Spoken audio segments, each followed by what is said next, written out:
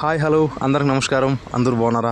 నేను ప్రెజెంట్ అండమాన్ నికోబార్ దీవుల్లోని Kalapani jail Andaman jail దగ్గర అయితే ఉన్నాను. ఈ జైలు గురించి అయితే ఈ జైల్లో ఒకప్పట్లో మన ఖైదీలు అంటే మన వీరులు ఎలా ఉన్నారు, ఎలా శిక్షించేవాళ్ళు, ఈ వీడియో ద్వారా మనం తెలుసుకుందాం. ఈ జైలుని సెల్యులర్ జైలు అని కూడా అంటారు.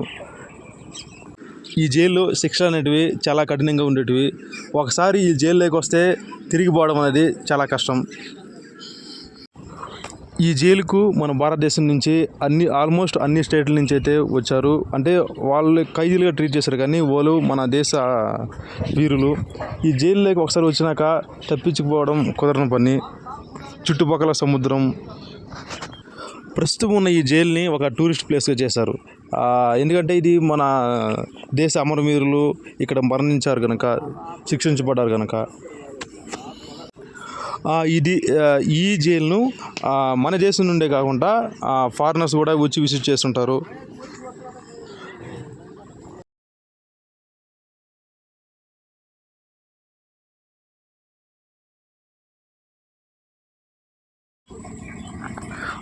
ఇప్పుడు మీరు చూస్తున్నారు కదా, ఈ సెల్ వేసి మన అమరవీరులైనటువంటి వీర్ సవర్కర్ సార్ ఆయన యొక్క సెల్ ఇది.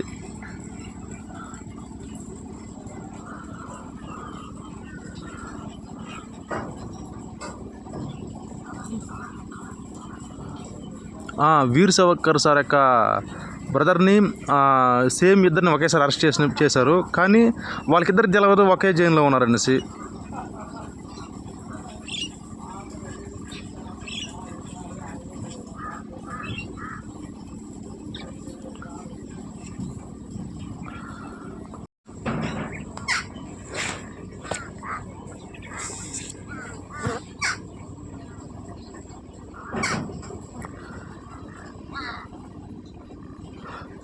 మన వీరులు బ్రిటిషర్ చెప్పిన మాట వినకపోతే వాళ్ళని ఇక్కడ తీసుకొచ్చి కఠినంగా శిక్షించేవాళ్ళు.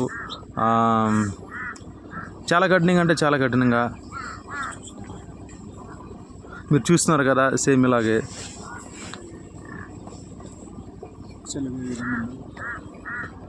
చూసారు కదా ఎలా కొడుతున్నారు, సేమ్ ఇలాగే.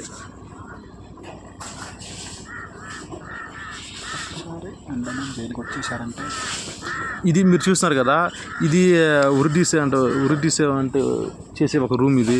ఇక్కడ ఒకసారికి ముగ్గురినైతే ఉరి తీస్తారు. ఉరి తీసిన తర్వాత వచ్చిన బాడీస్ని ఈ రూమ్లో కిందకు వస్తాయి. దీన్ని తీసుకెళ్ళి నేరుగా సముద్రంలో పడేయడం జరుగుతుంది.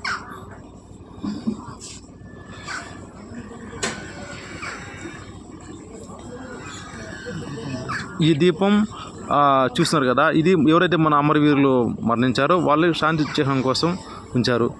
చూశారు కదా ఈ యొక్క అండమాన్ జైలు గురించి. చూశారు కదా గాయస్, అండమాన్ నికోబార్ దీవుల్లోని సెల్యులర్ జైలు గురించి అయితే. వీడియో నచ్చినట్లయితే షేర్ చేయండి, లైక్ చేయండి, కామెంట్ చేయండి. జై హింద్, జై హింద్.